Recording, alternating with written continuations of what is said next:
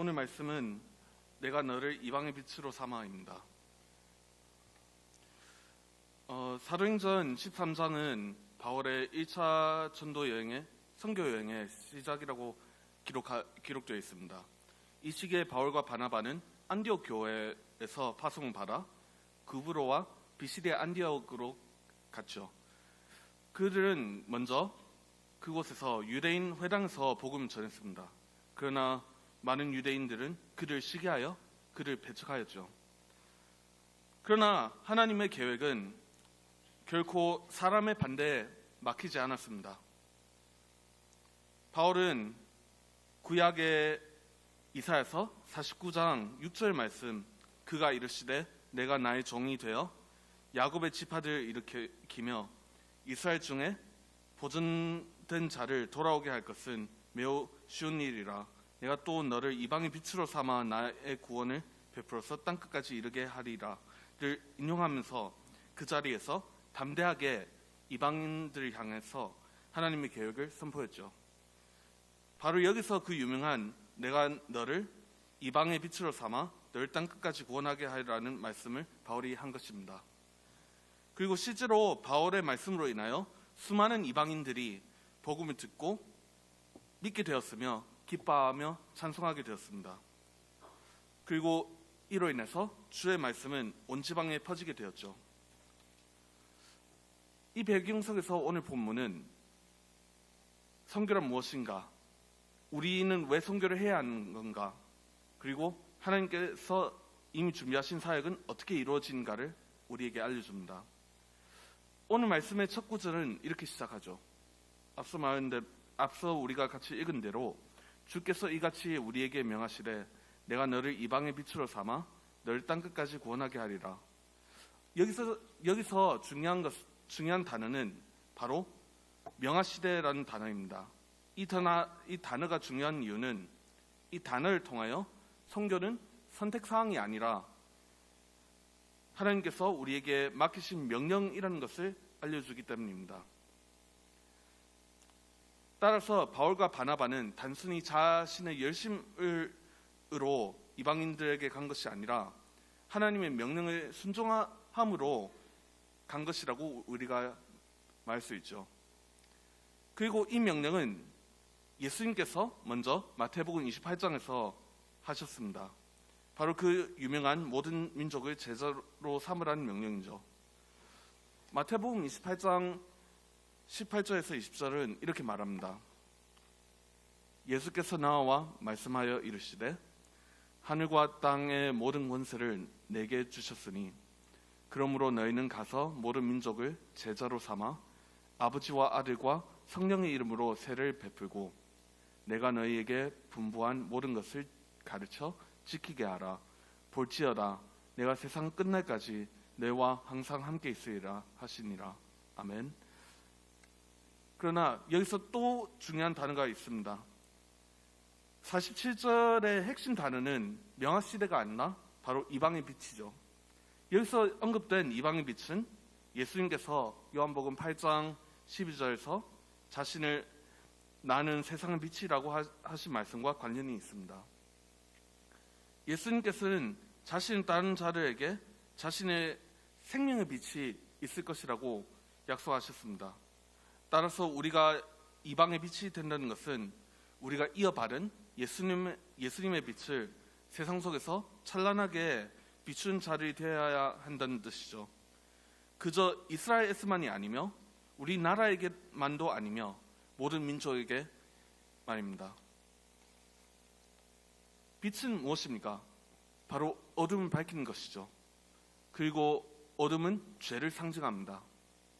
이는 세상의 어둠 가운데 복음의 빛이 비추어질 때 사람들은 죄 가운데서 빠져나올 수 있게 되며 이로 인해서 빠져나온 사람들은 구원을 받고 새 생명을 받을 수 있게 된다는 것을 의미하기도 합니다. 어떻게 보면 우리가 이방 빛이 된다는 것은 바로 등대가 되는 것과 유사하다고 말할 수 있습니다. 등대의 기능은 높은 곳에서 빛을 비추어 밤에도 위험한 암초나 요울 같은 것들을 표시하여 항해자에게 경고를 하고 선박이 항구로 안전하게 진입할 수 있도록 도우는 기능이 있으며 낮에는 독특한 색이나 형태로 선박들이 위치를 식별할 수 있게 하는 것이죠. 따라서 우리가 이방의 빛으로 살아야 한다는 사실은 단순히 우리가 착하게 살아야 한다는 것을 의미하지 않습니다. 우리가 이방의 빛이 되어야 한다는 말은 바로 어둠 속에서 길을 잃은 영혼들을 예수님께로 우리가 인도해야 한다는 것을 의미합니다. 이방의 빛이 되는 사명은 구약에서 하나님이 아브라함에게 주신 언약과도 관련이 있죠. 창세기 12장 1절에서 2절의 내용인데 하나님께서는 아브라함에게 큰 민족을 이루게 하고 그를 통해서 아브라함을 통해서 모든 족속이 복을 얻게 할 것이라고 약속하셨습니다.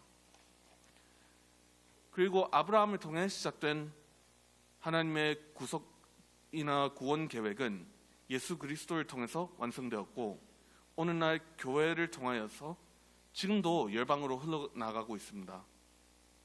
감사한 것은 복음 듣고 그 복음의 진정한 가치를 아는 분들은 자연스럽게 그 복음에 반응을 하게 됩니다. 오늘 말씀 속에서도 비록 바울이 전한 복음의 진 가치를 몰랐던 유대인들은 바울을 신랄하게 비난하기 바빴으나 그 다음 구절인 48절에서 하나님께서 영생을 주시기로 작정하셨다고 하는 이방인들은 듣고 기뻐하며 하나님 말씀을 찬송하며 다 믿었더라고 하죠. 앞서 말한 대로 복음을 들은 이 이방인들은 기뻐하였습니다. 이는 당연한 일입니다.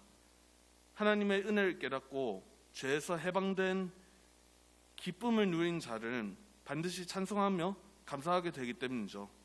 오히려 구원을 받았는데 기뻐하지 않는다면 그것이 훨씬 더 이상한 것입니다. 이번 48절에서 중요한 말은 영생을 주시기로 작정한 자는 다 믿었더라입니다. 이 말이 중요한 이유는 복음 전파의 결과가 우리의 능력에 달려있지 않다는 사실을 우리에게 알려주기 때문입니다. 그렇기에 하나님께서 이미 준비해 두신 자들은 필연적으로 복음을 들을 때 믿음으로 반응하게 된다는 것을 우리에게 알려주죠. 쉽게 말해서 선교의 성공 여부는 우리가 얼마나 잘하느냐, 얼마나 말을 잘했느냐에 달려있지 않습니다. 심지어 얼마나 준비를 했느냐에 달려있지도 않고요. 선교의 성공 여부는 그리고 또 우리가 전한 복음의 결과는 오로지 하나님의 역사하심에 달려 있습니다.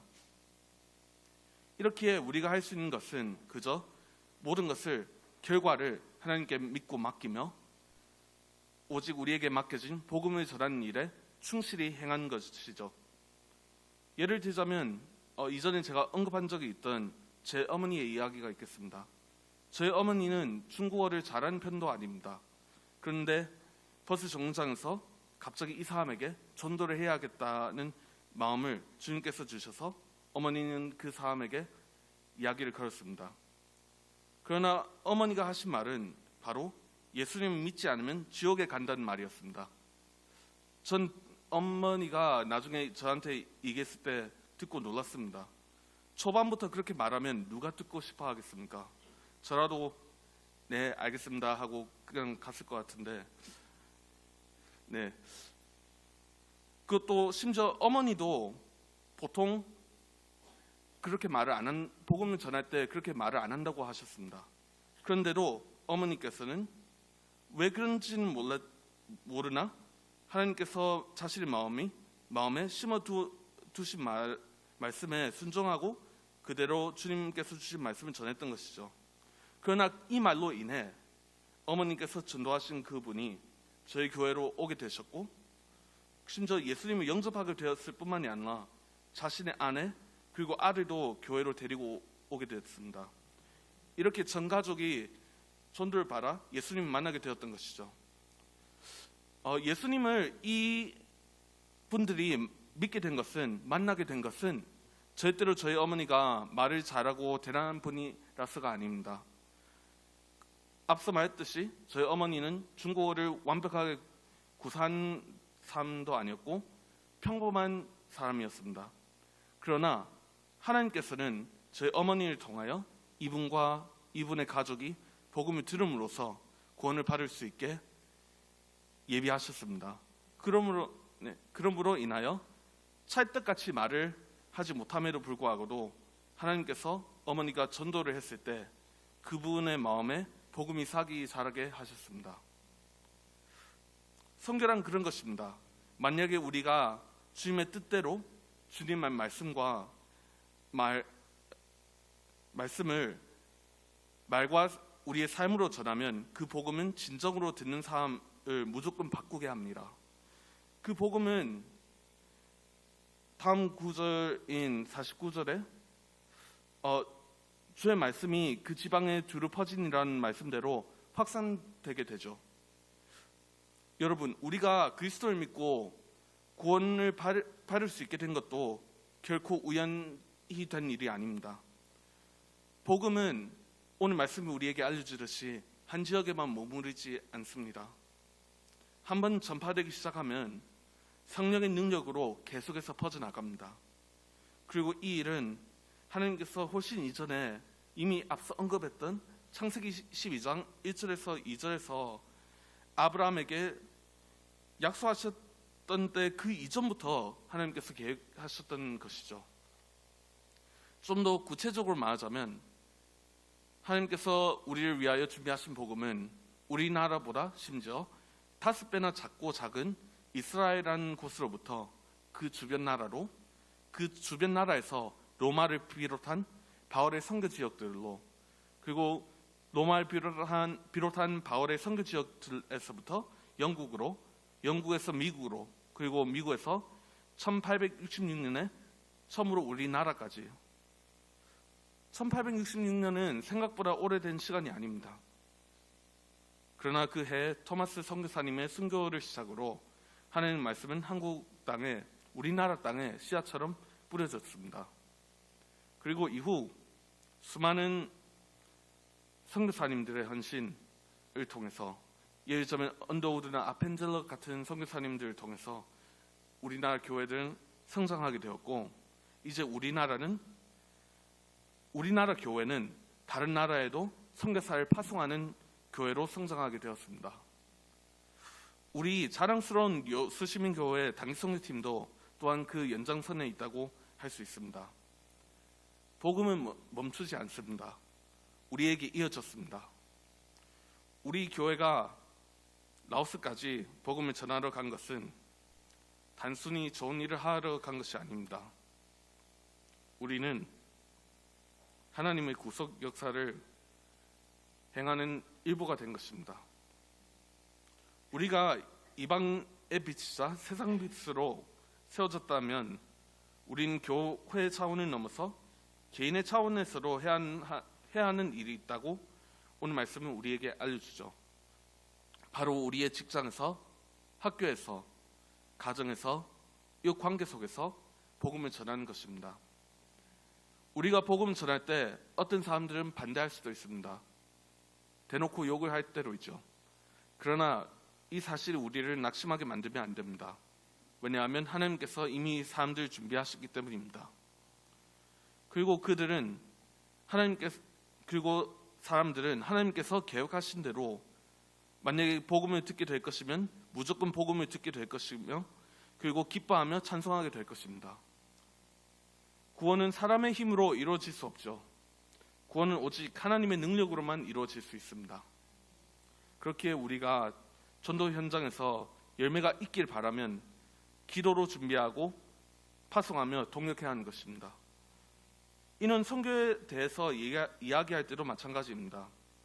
우리가 선교지에서 열매가 맺히는 것을 원한다면 우리는 지속적으로 기도하면서 후원을 하며 다음 세대를 파송해야 하죠. 선교는 어떻게 보면 농사와 같은 장기 투자입니다. 그러나 우리가 열매가 열릴지 불확실해도 우리가 만약에 순종을 한다면 하나님께서는 우리의 작은 헌신으로도 크게 역사하실 것입니다. 말씀 맺겠습니다. 우리는 이방의 빛으로 부름을 받았습니다. 따라서 우리가 선교를 하지 않는다면 그것은 선택이 아니라 불순종입니다. 그렇기에 우리 모두가 세상의 빛으로서 땅 끝까지 복음을 전하라는 주님의 명령에 순종하는 여수시민교회 성도들이 되기를 간절히 소망합니다. 기도하겠습니다.